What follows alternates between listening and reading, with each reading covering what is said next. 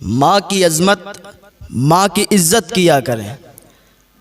माँ का रुतबा बड़ा बुलंद होता है, बाप का रुतबा बड़ा बुलंद होता है।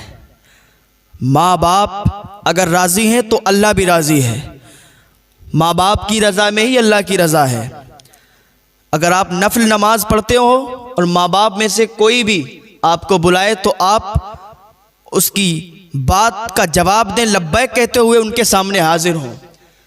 एक आबिद शख्स था, इबादत गुजार था, रातों दिन अल्लाह ताला की इबादत करता रहता था।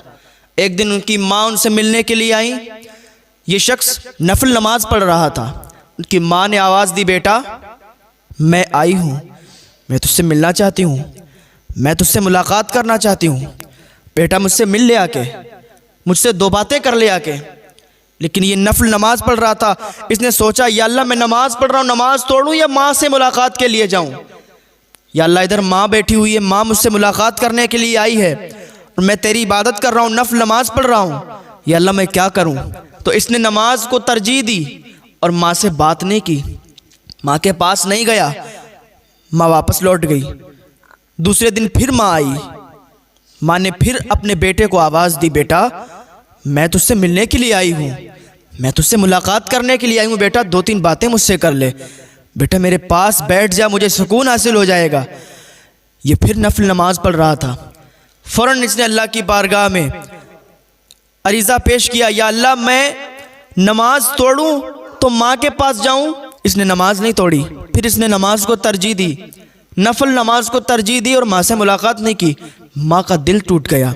माँ मायूस होकर फिर घर वापस चली गई और माँ ने इसके लिए बद्दुआ कर दी, या अल्लाह ये मुझसे मुलाकात करने के लिए नहीं आया, ऐ मेरे परवरदिगार इसको तू जलील और रुस्वा कर, और जब तक इसको मौत ना देना, जब तक ये जलील और रुस्वा ना हो जाए।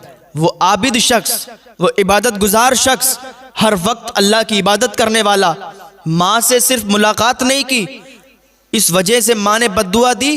तो देखो क्या होता है।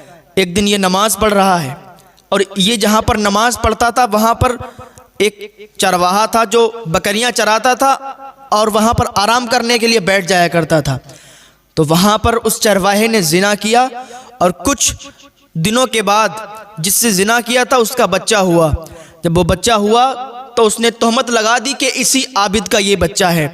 उस औरत ने भी तोहमत लगा दी ये आबिद का बच्चा है, क्योंकि इधर माँ ने बद्दुआ की थी तो जलील तो उसे होना था। उस आबिद शख्स पर जब तोहमत लगी तो लोग आ गए अपने अपने हाथों में लाठी लेके। लोग उसके दरवाजे पर आ गए जहाँ पर वो इबादत करता था अल्लाह ताला की। उसके इबादत खाने को तोड़ने लगे, उसको बुलाने लगे, बाहर निकल, तू आबिद की शक्ल में शैतान है, तूने एक लड़की से जिना किया और वो बच्चा पैदा हुआ तो तू मानने को भी तैयार नहीं है।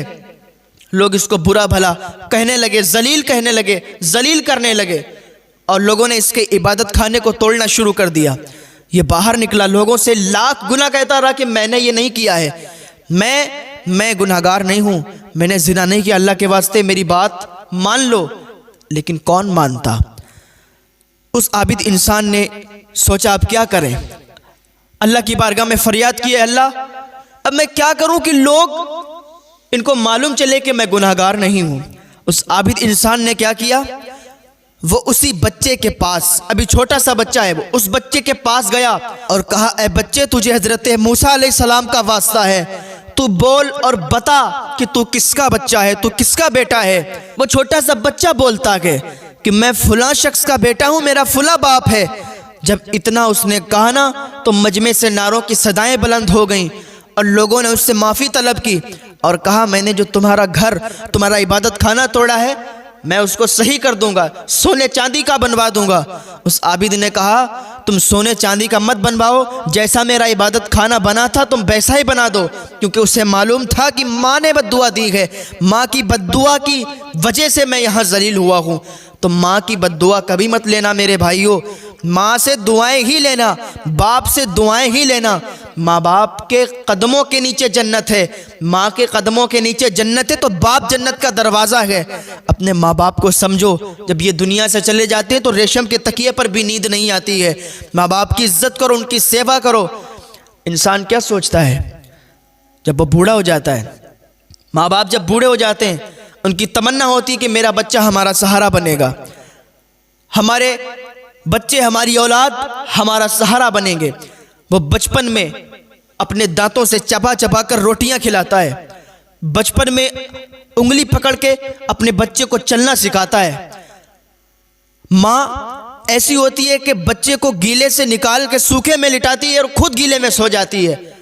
माँ की ममता तो ये होती है, माँ का प्यार तो इतना होता है, लेकिन बाकी बच्चा जब जवान हो जाता है तो कहता है तुमने मेरे लिए किया ही क्या है, तुमने क्या किया मेरे वास्ते, तुमने कुछ नहीं किया, तुम्हें कुछ करना नहीं आता, तुम्हें समाज के हिसाब से जीना नहीं आता, तुम कुछ नहीं जानते। अपने माँ बाप से कहते हैं कि तुम्हें क्या मालूम है दुनिया में आजकल हो क्या रहा है।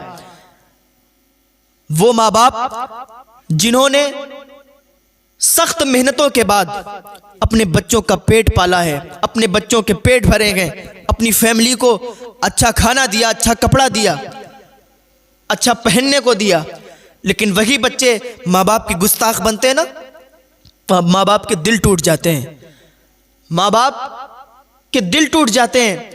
और जब बच्चे अपने माँ बाप को बुरा भला कहते हैं ना, उन्हीं माँ बाप के फिर मुंह से बद्दुआएं निकलती हैं, वो बद्दुआएं फौरन कबूल हो जाती हैं। हुजूर अकरम सल्लल्लाहु ताला अलैहि वसल्लम फरमाते सिर्फ 3 लोगों की दुआएं बहुत जल्दी कबूल हो जाती हैं।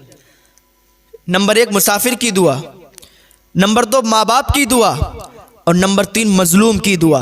अल्लाह रब्बुल इज़्ज़त की बारगाह में दुआ है, अल्लाह हमें नेक अमल करने की तौफीक अता फरमाए, माँ बाप की खिदमत करने की तौफीक अता फरमाए।